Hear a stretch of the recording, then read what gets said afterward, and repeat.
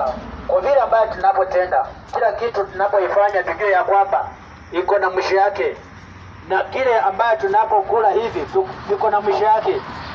Kwa hivyo tunafaa tukikula tujue ya kwamba tuko na neno pia ambaye inaweza kuhimiza kwa maisha yetu, inaweza kuhimiza kwa kazi zetu, inaweza kuhimiza mahali popote ambayo tunapokuwa, na itakuwa vyema. Kwa hivyo mpendwa, kila ambaye nafaa ni kueleza ya kwamba Yesu Kristo alikujia watu kama wewe na mimi, ambayo tukaweze kutoka kwa dhambi. Na hii dhambi ambayo tuko ndani, kila mmoja alikuwa ndani. Kila mmoja alizaliwa kupitia kwa hiyo dhambi. Hata ikuwe mama yako, hata ikuwe dada yako, hata ikuwe mandugu zako, mababu zako, wote walizaliwa kwa dhambi. Lakini kulingana na vile ambayo maisha tunaishi ni ile maisha ya dhambi. Kwa hivyo na Mungu akaona ya kwamba jinsi tunapoishi tunafaa tupate msaidizi ambaye akuja atutoe kwa dhambi. Msaidizi ni nani? Yesu Kristo, ambaye ndiye peke yake anaweza kutoa kwa dhambi. Lakini siku hizi watu waliona ya kwamba Yesu Kristo aweza akatoa watu kwa dhambi. Wengine wakajiumbia Mungu wao, wengine wakasema ya kwamba wacha tukatembee na vitu fulani, hata tukatembee na mailisi kwa kazi zetu, tukatembee na vitu ambaye inakusaidia kulingana na kukinga kwa maisha. Hivyo ndio watu waliamua. Lakini kile ambaye nafaa ni kueleza ya kwamba kile unapoitenda jua ya kwamba Yesu Kristo hako, na Yesu Kristo atakusaidia kama utatoka kwa dhambi. Lakini kama utakuhamia kwa dhambi, jua ya kwamba una hiyo kazi yote ambayo unapoifanya, ile ambayo unapoingangania iko na mwisho yake, na utaelekea jehanamu. Kwa kile ambaye nakusihi ni njia zako ni zinamjua Yesu, ama njia zako ni zile uko tu hivyo hivyo, ujue uko na bingu ama ujui mahali penye ambayo huko. Tuko na watu sambuli hiyo. Unaweza pata mtu unamwambia ya kwamba tuko na njia mbili ambayo ya kuenda kwa shetani na kuingia mbinguni. Anakueleza ya kwamba, anakuambia hizo zote mimi nazijua, lakini unapofuatilia matendo yake iambatana na vile ambayo anakuambia. Kile ambayo nafaa ni kuuliza ya kwamba, je, kwa maisha yako umempokea Yesu Kristo?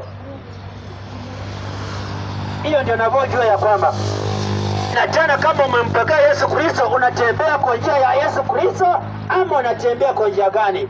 Tuko na watu ambaye anakuambia kwamba anamjua Yesu Kristo, lakini unapofuatilia matendo inamwashiria shetani. Kile ambaye nafaa ni kueleze, Yesu Kristo alikuja kutoa kwa dhambi jinsi ambayo ilikuwa ndani. Tuko na kila mmoja ambaye alizaliwa kwa dhambi, ambaye anapokubali Yesu Kristo atamsaidia na atamuokoa. Kwa hivyo mpendwa, kile inafaa ni kueleza kwamba ukatembee kwa njia ya Yesu Kristo. Unapata mtu anakuambia ya kwamba anamjua Yesu Kristo, lakini unapomfuatilia kwa siasa, yeye ndio mtu wa kwanza. Unapomfuatilia kwa mambo ya betting, yeye ndio mtu wa kwanza. Unapomfuatilia kwa mambo ambayo ya mabishano, yeye ndio mtu wa kwanza. Lakini anakuambia kwamba ameokoka na anamjua Yesu Kristo. Hapo ndio tofauti ya Yesu Kristo na tofauti ya shetani vile ambaye inakuamka hapo.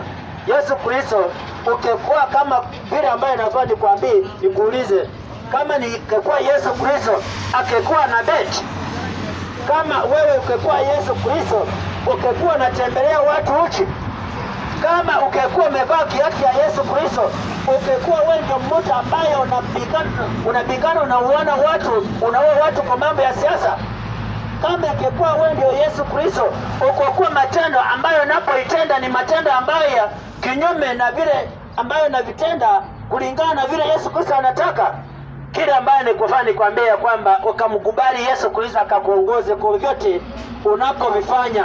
Nisijalishi unafanya nini, lakini ukubali Yesu Kristo. Hata kwa masomo ukamkubali Yesu Kristo, hata kwa biashara yako ukamkubali Yesu Kristo, hata kwa kazi yako ukamkubali Yesu Kristo. Lakini siku hizi watu walikataa Yesu Kristo, wakasema ya kwamba tuko na vitu mbadala ambayo inaweza kukusaidia. Hizo ndio vitu unapata mtu amefanya biashara yake, lakini kulingana kufuatilia hiyo biashara kuna madawa fulani ambaye anakuwa nazo, mairisi ambaye amepewa, hako na amasikika kwa hiyo kazi anaambiwa kwamba Hiyo unapokuwa na hii stika ndio itakusaidia kwa biashara yako. Na hiyo mtu baadaye anakuambia kwamba amemjua Yesu Kristo. Hiyo ndio matendo ya watu wa siku hizi vile ambayo wanatembelea ndani. Lakini mimi nikakusiri ya kwamba ukaweza kumkubali Yesu Kristo, akaweza kusaidia, akaweza kuokoa jinsi ambayo maisha unapokaa kwa dhambi ukaweza kuokolewa na itakuwa vyema. Lakini watu walikataa Yesu Kristo. Wengine wakasema ya kwamba kulingana vile Yesu Kristo ameshindwa, waje tukaweza kuchukua vitu ya mbadala ambayo inaweza kusaidia Mungu. Wakasema ya kwamba tuko na vitu, hii ni vifaa ambayo vya unabii.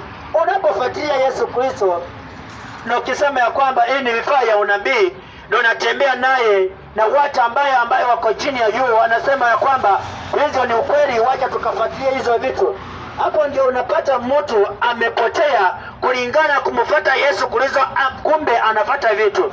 Lakini mimi nikikusihi ya kwamba ukaweza kuingia kwa Yesu Kristo, akaweza kupea ufunuo. Je, Yesu ako na vifaa ya unabii ama ni vitu ambayo watu wamekiwekea? Hapo ndio utakuwa sawa. Lakini kama utakataa Yesu Kristo, utatembelea kwa hiyo ndani, utakuwa na masomo yote ambayo umesoma, lakini hakuna mahali popote utaelekea jehanamu. Lakini mimi nikikusihi ya kwamba ukaweza kumkubali Kristo, akakuongoze kwa vyovyote unapovifanya, kwa vyovyote unapovitenda, na itakuwa vyema.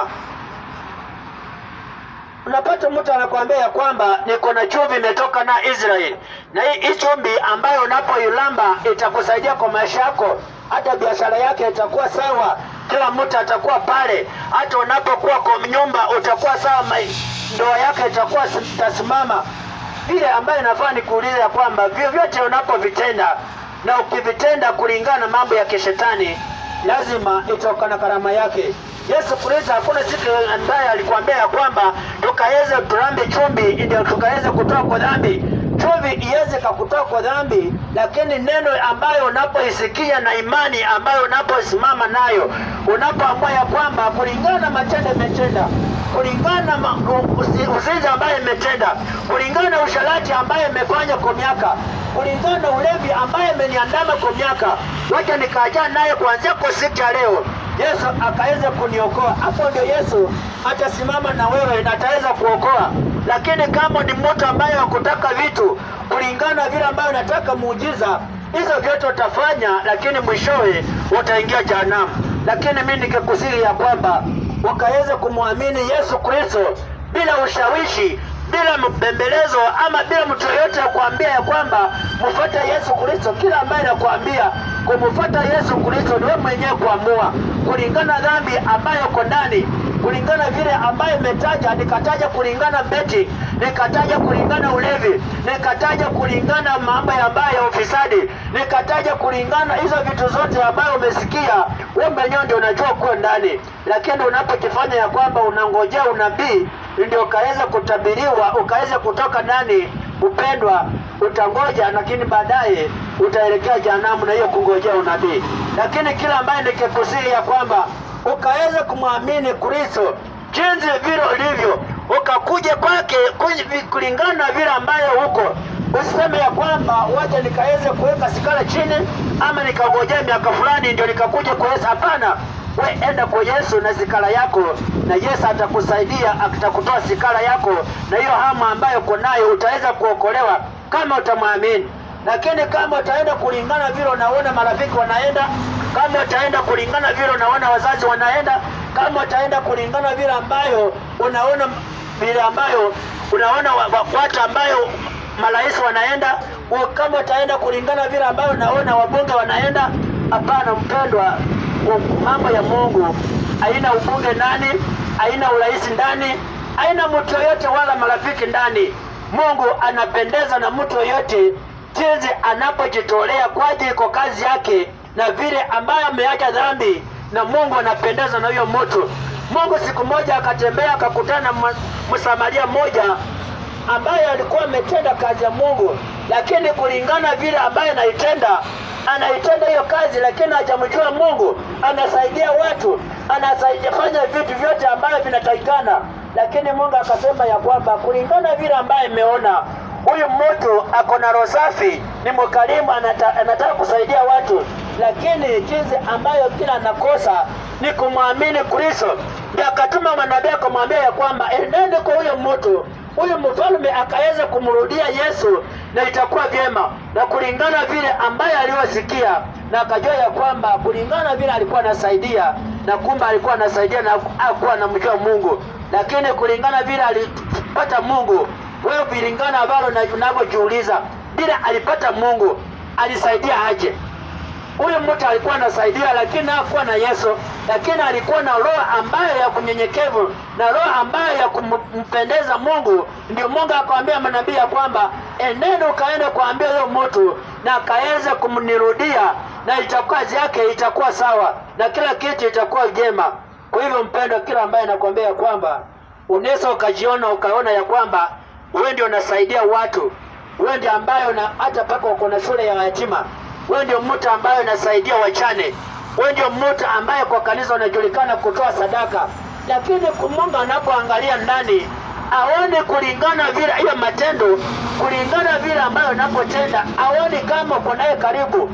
Tuko na watu ambaye anapokuja mahali kama hapa, anapotaka kusaidia, tuko na lengo fulani ambaye anapotaka kutoka kwetu, si hata anakusaidia kwa ajili ambaye amejitolea. Hapana, hizo ndio vitu ambayo watu wametembelea ndani na kusema ya kwamba tumengojea msaada, tumengojea misaada kutoka kwa rais, tumengojea misaada kutoka kwa serikali, tumengojea misaada kutoka kwa MCA. Hizo ndio vitu watu wanangojea, lakini kila ambaye nakwambia ya kwamba huyo MCA anapokusaidia, lakini lengo lake akusaidie kulingana vile ambayo amejitolea. Hapana, anakusaidia kwa ajili akufutie vile ambayo mtae kula, ama kulingana vile ambayo anapotoa hivyo. Tuko na vile unapomchakua na pite, tuko na siku moja atakunyanyasa kulingana amekufanyia hivyo, wewe na pia ukamfuata na mawazo yako. Lakini Mungu anapokupea mtu ambaye anapokuja kama atakusaidia na kulingana roho safi, itakuwa vyema. Kila ambaye anamaanisha ya kwamba tusije tukaa watu ambaye tunangojea sana mambo ya misaada, tukijua ya kwamba misaada ndio sasa kila kitu itakusaidia. Tuko na watu ambaye wanasema ya kwamba serikali ndio ambaye iko na misaada, serikali ndio inafaa kutusaidia. Upenda mimi nafaa nikueleza ya kwamba serikali inafaa inataka msaada ya Mungu Yesu Kristo akaweza kuongoza serikali. Unaposema serikali inafaa kusaidie, serikali imepotoka na inataka msaada ya Mungu. Hapo ndio naona ya kwamba unaposema ya kwamba Mungu dhambi inafaa iondolewe kwa hii dunia, serikali inaunga mkono na kusema ya kwamba watu wanafaa waendelee, watu wanafaa waendeleze ngono, watu wanafaa wafanye vitu vyote kwa ajili ambayo wanataka kufurahisha wengine, ajili wanataka kufurahisha dunia. Lakini Yesu Kristo akakuja akasema ya kwamba kwa vyote mnapovitenda kulingana na mapenzi ya kishetani, mimi siko pale. Kama unataka kufanya kazi ya Mungu, ukafanye kulingana vile utamfuata, lakini usifanye kazi ya Mungu na tena unasema ya kwamba niko pale nafanya kazi ya kishetani. Akasema ya kwamba ukachague kitu moja kulingana vile ambaye nafsi yake inapenda. Usije kama mtu unajiroka pale unasema ya kwamba nimeokoka, lakini matendo yake yaambatana na Yesu. Unasema ya kwamba hata kama nimeokoka, wacha nikanywe kidogo, na hii nikinywa kidogo ndio itanisaidia kwa stress. Mpendo, mimi nafaa nikueleze ya kwamba vyote ambayo unapovitenda hivyo ndio ya kwamba unaitendea shetani. Lakini usijaribu kuingiza jina la Yesu ndani ukisema ya kwamba umeokoka lakini waje ukunywe kidogo. Yesu akasema ya kwamba walevi wataelekea jehanamu.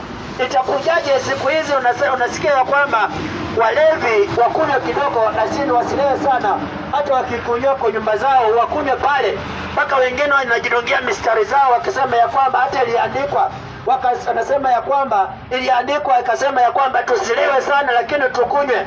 Iliandikwa wapi? Kama ni Yesu Kristo anakataza, itakujaje Yesu aliandika sema ya kwamba tukunywe kidogo? Hiyo yote unapojifunika ndani na hizo mamistari zote unaelekea jehanamu. Lakini kila ambaye nakuzia ya kwamba ukaweza kumrudia Kristo akaweza kusaidia, kama utatoka ndani na umeacha vyote na itakuwa vyema. Lakini kama utakuamia ndani ya kwamba vyovyote wanapoifanya viko na mwisho yake.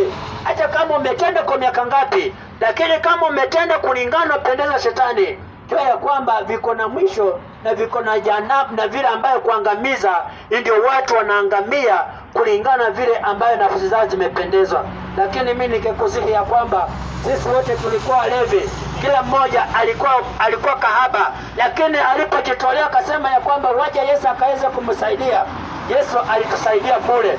Lakini kama unasema ya kwamba tuko na muda bado, hivyo ndio vile ambayo unapojitenga hivyo, Yesu anakuajilia na baadaye unaangamia na shetani. Lakini mimi nikikusihi kwa siku ya leo ukaweza kumwamini Kristo na itakuwa vyema. Kwa hivyo mpendwa, kila ambaye msaada wako ni nani ambaye atakusaidia? Kama ni Yesu, mfuate Yesu. Kama ni serikali, pata serikali, lakini usiingize Yesu ndani. Kila ambaye nafaa nikwambia kwamba kama umeamua maamuzi yako, nafsi yako umesema serikali ndio inasaidia, wewe pata tu serikali, lakini usiingize ndani ya Yesu ukisema ya kwamba mimi nimeokoka, lakini msaada yangu inatoka pale. Yesu akasema ya kwamba atasaidia yoyote anapojitolea kwa kazi yake. Atasimama na kila mmoja anapojitolea kwa kazi yake.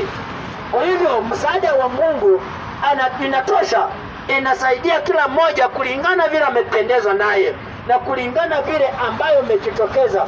Siku hizi watu ambayo wamekataa wakasema ya kwamba Yesu Kristo lazima ukimhubiri ukuwe na nyumba fulani, ama ukuwe na ghorofa fulani, ama ukuwe na gari fulani, ndio kaonekana ya kwamba unamhubiri Yesu Kristo. Lakini mimi nikaangalia ya kwamba tuko na mali. Siku moja Yeremia aliuliza Yesu akamwambia ya kwamba nifanye nini? Tunaona watu ambaye mimi nafanya kazi ya Mungu lakini mimi nateseka.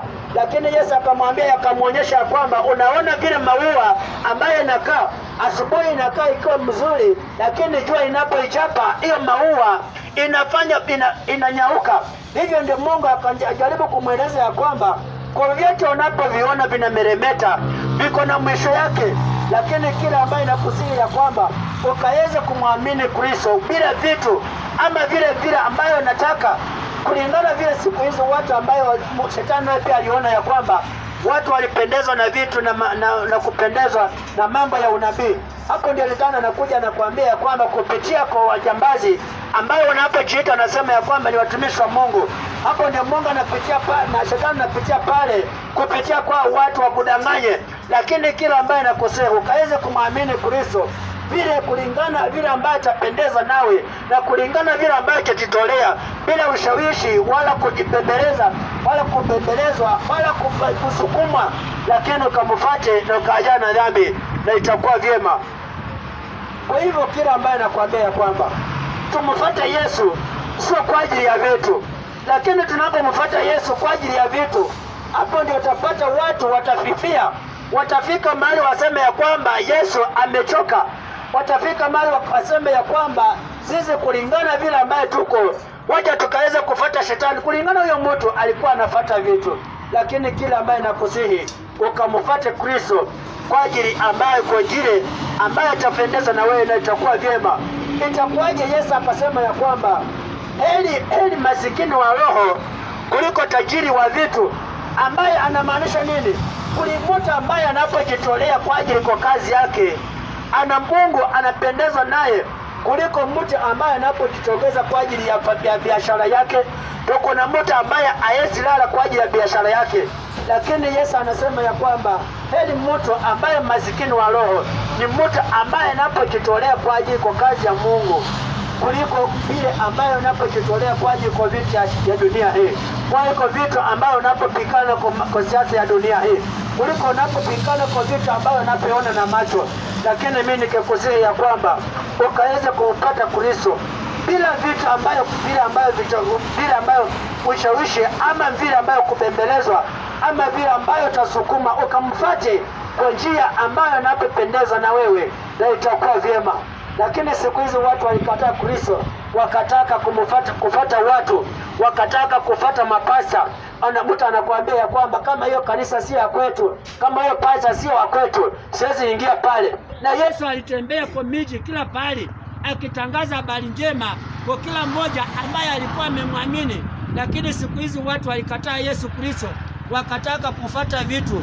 Nilikuwa nakueleza ya kwamba tukaweze kumfuata Yesu bila kushawishiwa na vitu ama bila kuambiwa na mambo ya ukabila na kusema ya kwamba tunaenda kwa kanisa kwa ajili ya mapasa anatoka kwetu, na tunaenda kanisa kwa ajili tunaona marafiki wanaingia pale, tunaenda kanisa kwa ajili tunaona tuko na watu fulani ambayo mbunge wa kwetu, naona rais wa kwetu, naona mtu fulani ambaye napojuana na yeye ndio anaingia pale, kwa hiyo kanisa wacha nami pia niende pale. Hapana, Yesu alifanya hii kazi kulingana vile ambaye alikuwa anampendezwa, na kila mmoja hakuangalia ukabila yote ama hakuangalia ni nani ama hakuangalia wale wamesoma wale wajasoma. Yesu alikuwa anafanyia hii kazi kwa kila mmoja, na walikuwa wanashirikiana pamoja na ule ambaye anapendezwa naye.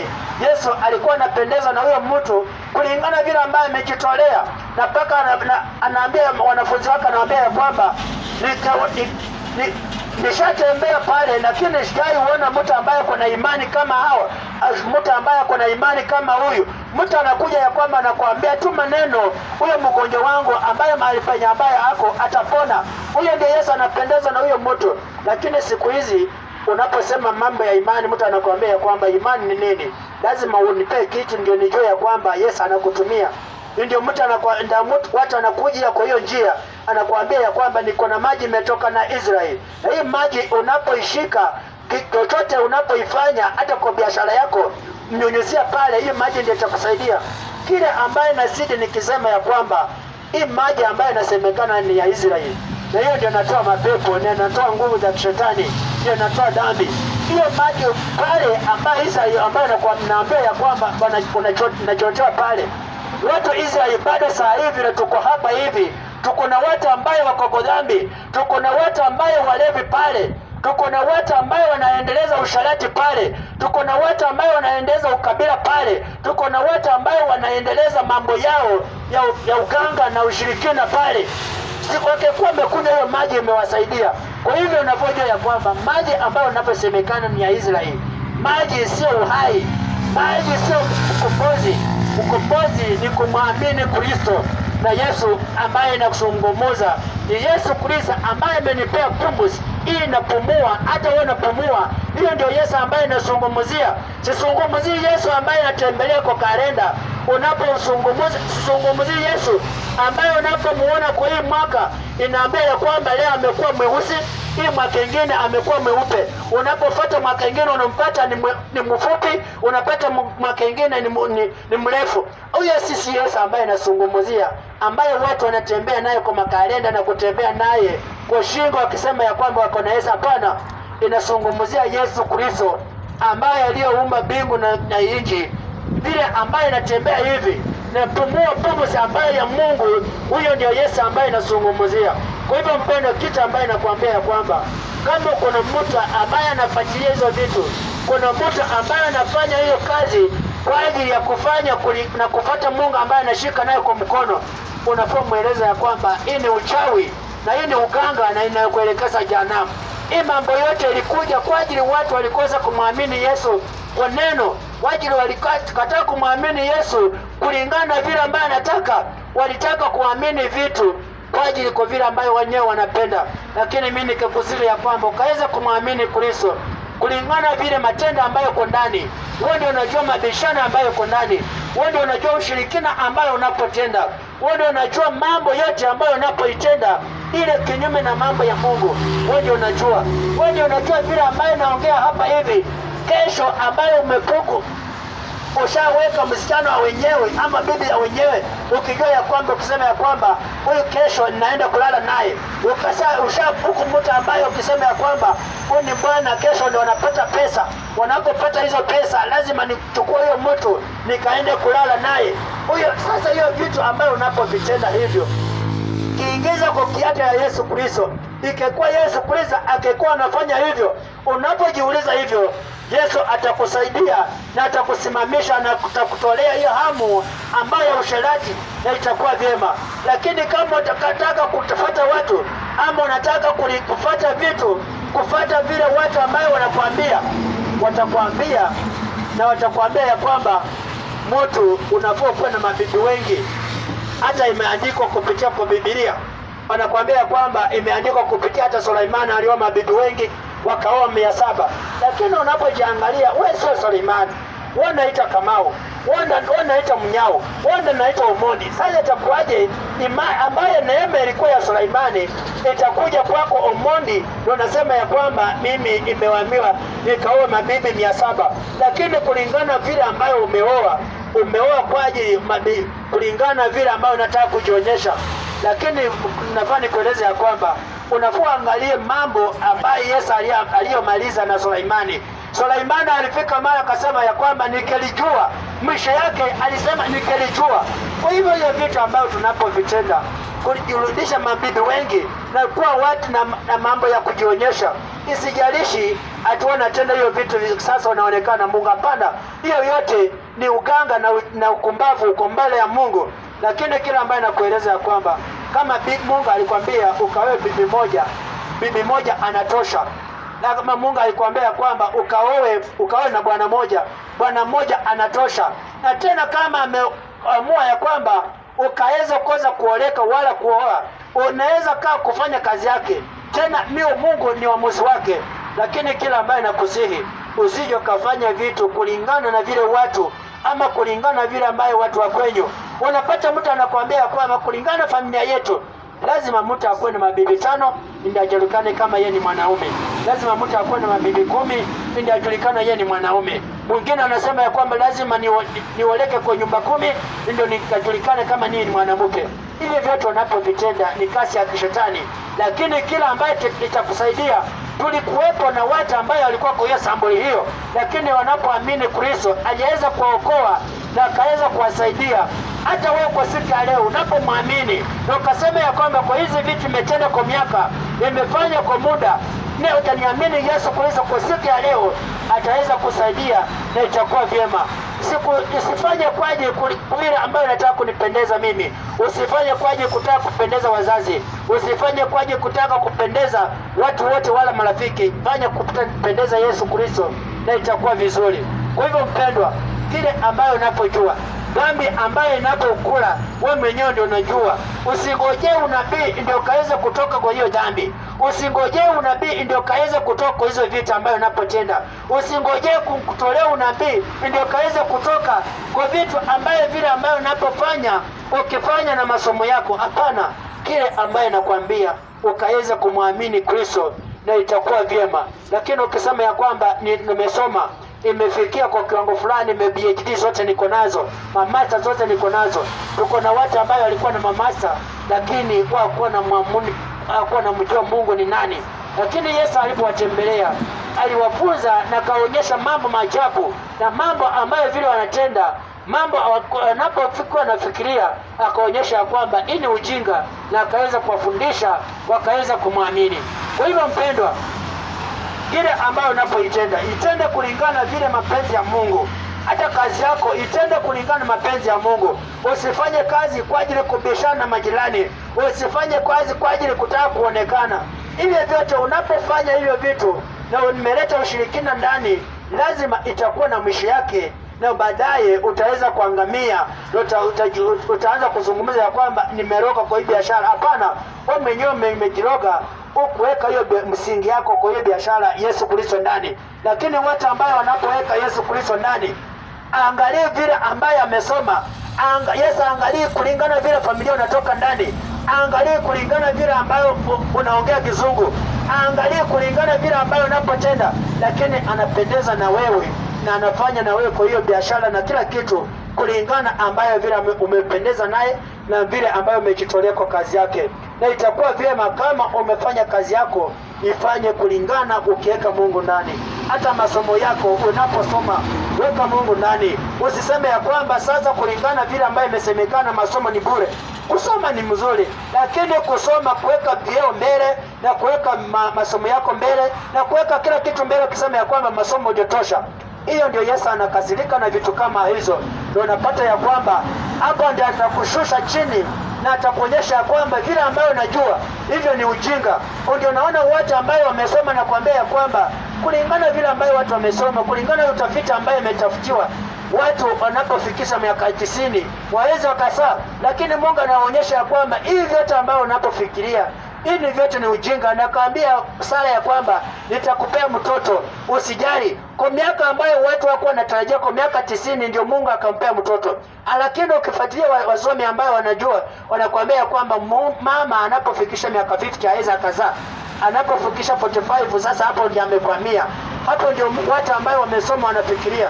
Lakini Yesu naye pia anakuonyesha kwamba kwa vyote ambao unapoviona hivyo vyote ni mafi, lakini anakuonyesha ya kwamba yeye ni tosha kwa vyote ambavyo unapovitenda. Unapomwamini utajua mambo maajabu na mambo makuu ambayo Yesu anatenda, jinsi ambayo unapokupendezwa na wewe.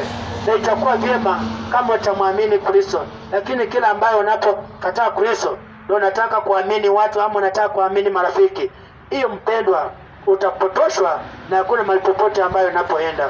Lakini kile imekusihi, Yesu Kristo alikuja siku kama ya leo hii. Nilikuwa kwa ulevi, nilikuwa mambo ambayo ya usherati, nilikuwa kwa vyote ambayo unapoviona vinameremeta, lakini akaweza kunitoa ndani. Nilikuwa kwa mambo ambayo ya siasa. Inapofika siku moja unasikia ya kwamba sasa vijana wainuke, vijana waamuke, waanze kutangaza habari ya mtu ambaye anafaa kusimama, mpaka unapewa pesa kwa ajili ambayo ya kubembeleza kwa mambo ya siasa. Lakini vile vyote vilipofanya hakuna kitu ambayo ilikuwa inanisaidia. Lakini kila ambaye inakuziria kwamba ukaweza kumpata Yesu Kristo, uachane na mambo ya siasa na mambo vyote ambayo unapovitenda, vitu ambayo unapoviona vinameremeta, viko na mwisho wake. Lakini kama vitameremeta na viko ndani ya Yesu, tena viko na vinadumu. Lakini kila ambaye anakusihi ukamfuate Kristo. Ni nani ambaye anakuongoza kwa maisha yako? Ni nani ambaye anakusaidia kwa vyote ambayo unapovitenda? Lakini mimi nikikusihi ya kwamba ukamwamini Kristo na itakuwa vyema. Lakini unapokataa Kristo utatenda kazi yako, lakini hakuna mahali popote ambayo unaelekea. Watu wanasema ya kwamba serikali ndio saidia, serikali ndio msaada yetu. Hapo ndio unapata watu wamepotoka kwa hiyo njia. Serikali inataka msaada wa Yesu Kristo. Hapo ndio serikali imeongeza usharati ndani. Wanakuambia ya kwamba kulingana na vile hali iko, waje tukanunue makondomu tukaweka kwa mashule, waje tununue kondomu tukaweka kwa makanisa, waje tukanunue kondomu tukaweka kwa marestaurant. Hizo kondomu zisaidie watu, ndio watu ambaye wasizae sana. Hizo kondomu zisaidie watu ambaye wasipate mamimba ama wasipate ukimwi. Lakini kulingana na mapenzi ya Mungu, Mungu anaoa hiyo ni mafi. Na hiyo vitu ambavyo vinaendeleza usharati ndio unasema ya kwamba serikali inasaidia. Kile ambayo nafanya kuambia, Mungu atakusaidia kama utamwamini, na utajua mambo yake, mambo maajabu, na utajua njia zake sio zitunguzike na mambo ya dunia hii, na itakuwa vyema. Kwa hiyo mpendwa, kile ambayo mmesikia ni njia gani ambayo unapoitenda. Usije ukasema ya kwamba wewe umetoka kwa kanisa miaka mingi. Hata shetani pia anajua kutoa. Usije ukasema ya kwamba umefunga kwa miaka mingi. Hata shetani pia anafunga. Usije ukasema ya kwamba wewe ndio umeimba kwa kanisa, hata ukikosa kwa kanisa ibada ya Yesu kwa sawa. Hata shetani pia anaimba. Usiseme ya kwamba kwa vile ambayo unafanya hii kazi, unasema ya kwamba unafanya kulingana vile Mungu amekupea.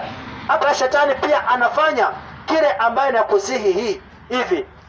Unamwamini Kristo, unatembea kulingana vile anapendezwa nawe, unatembea naye kwa njia zake, ama unatembea naye kwa njia ambayo ya kutaka kujionyesha, ya kutaka kusema ya kwamba inafanya hii kitu kwa ajili kwa masomo yangu, kwa ajili kwa nguvu zangu. Kile ambayo unaposema ya kwamba unafanya kwa nguvu zako, hapo ndio Mungu anakuachilia ukafanya kwa nguvu zako. Lakini Mungu anapokuachilia, jua ya kwamba tuko na mwenye ambaye atakupokea, na mwenye ambaye atakupokea ni shetani. Lakini shetani mwisho yake atanaye pia atatoka. Akichoka na wewe atafanya kitu kingine, ataitisha damu yako, wala aitishe watoto wako, wala mke wako, wala wazazi wako, wala bwana yako. Lazima hiyo ndio shetani pia akiona ya kwamba vile kazi yake inaendelea, ndio hapo ndio unapata watu wanafanya vitu. Unapata mtu anakuambia kwamba niliokoka kwa miaka fulani, lakini unapomfuatilia matendo yake inaashiria shetani. Mungu alimwacha kitambo, na hiyo kazi sasa hivi anafanya kulingana shetani na muongoza. Lakini kile ambayo watu wanakosa hekima ni kufuata watu na mawazo yako na masomo yao. Wanasema ya kwamba mtu ambaye anapotumika kwa Mungu aweza akachoka. Hapana, kama unafanya kazi ya Mungu, tuko na mahali fulani ambayo unapokataza na Mungu, unapofanya kazi kinyume na vile Mungu anataka, Mungu atakuachilia. Tuko na wafalme ambayo walikuwa wameheshimika na Mungu alikuwa ameambia kwamba mtafanya hii kazi kwa muda yote. Hakuna mfalme mwingine atakuja hapa, hakuna mfalme mwingine atapingana na nyinyi. Lakini ilifika mwisho Mungu akaona ya kwamba hii ufalme ambayo unapofanya, watu wakaingiza tamaa ndani, watu wakaingiza biashara ndani, watu wakaingiza vitu vyote ambayo unapovijua, ndio Mungu akaweza kuachilia, akasema ya kwamba mimi nimeachana wewe. Kwa hivyo kuanzia sasa nimeandaa mfalme mwingine. Kwa hivyo kila ambayo unafaa ujue ya kwamba hata kama Mungu alikuchagua, lakini unapoingiza kazi yake tamaa ndani na kuingiza vile ambayo unapitoa vitu vyote ambayo unavijua ndani, Mungu ataachana na wewe na utafanya hiyo kazi na nguvu zako, na mwishowe utaelekea jehanamu. Na kile ambaye nakusihi ni hii, ukaweza kumrudie. Tuko na watu ambao walikuwa wamemkozea Mungu, lakini Mungu alifika siku moja akasema ya kwamba yenyewe kulingana bila matendo walikuwa wametenda, na kilio ambaye amelia mimi mwenyewe Mungu nimemsamehe. Kwa hivyo Mungu ako na msamaha kwa yote ambaye anapotenda kinyume na vile ambaye anapotakao, kinyume na vile ambaye Mungu anapopendezwa. Kwa hivyo kila ambaye nakusihi, ni matendo gani ambaye nakukumba, ni kitu gani ambaye nakukula mpaka unafika pale unasema ya kwamba kama ni Mungu waje nikaweze kumweka chini, kama ni Mungu waje akae chini na pia nikajiendeleze, baadaye nitamrudia. Hiyo ndio kitu ambayo unapopatia Mungu akaweza kusaidia, na itakuwa vyema kama utampatia. Lakini kama utajiongoza atakuajilia na baadaye utaingia jehanamu. Lakini nikakusihi kusikia leo kile ambayo umesikia, ukamfuate Kristo ambaye aliyeniweza kuniokoa mimi kwa dhambi iliyonikuwa ndani. Wazazi walikuwa wameshindwa, marafiki walikuwa wameshindwa, majivu wote walikuwa wameshindwa kwa ajili kwa vile ambaye natenda naibia watu. Ikifika kwa wakati ambaye wa kuvuna hivi, hiyo vitu ndio vitu ambaye naendea kwa mahindi na natoa kwa hawa wote ambayo wazazi wamevuna, ndio nachukua nikiuza kwa ajili nataka kujifurahisha na kufurahisha wasichana. Lakini kila ambaye nakusihi ni hii, ukaweza kumwamini Kristo akaweza kusaidia jinsi ambayo kwa ndani kwa kile kitu ambayo unapoitenda, na itakuwa vyema. Waje tuamini kwa ajili ya siku ya leo. Baba, nasema ni asante kwa ile ambayo umetenda mahali hapa. Utukufu na sifa ni kwako. Bwana, ukasema ya kwamba kile ambayo tunapoitenda tukatende kulingana na mapenzi yako. Kila jambo ilikuwepo na Mungu ile ambaye inaisha kulingana umekwamia kwa shetani. Lakini kama mtu ambaye atakukubali Mungu itadumu milele, na kila mmoja atakufuata na kulingana na mapenzi yako. Mwenyewe azidi kufundisha watu wako wale ambayo Mungu amekataa Mungu kusikia sauti yako. Yesu zidi kuwabembeleza na zidi kusimama nao na kuwafinyanga wakaweza kukurudie jinsi ambayo ulipofinya ambayo manabii, ulipofinya ambayo manabii, ukafinya ambayo wafalme ambayo walikuwa wamekataa. Lakini baadaye akasema ya kwamba nikipata mtu yote ambaye anapoabudu sanamu ama anapoabudu Mungu mwingine, inita huyo mtu atawawa. Lakini baadaye akasema ya kwamba waje tukaweze kuamini we Mungu ambayo ishi, ambayo Mungu aliyo hai. Ndio sisi nasema ya kwamba Mungu ukisimama na kila mmoja ambaye ako mahali hapa, ambayo Mungu amekubali jina lako, na utukufu itakulia kwako. Nikisema tu ni asante, na ni kwa Yesu Kristo nimembariki, amen.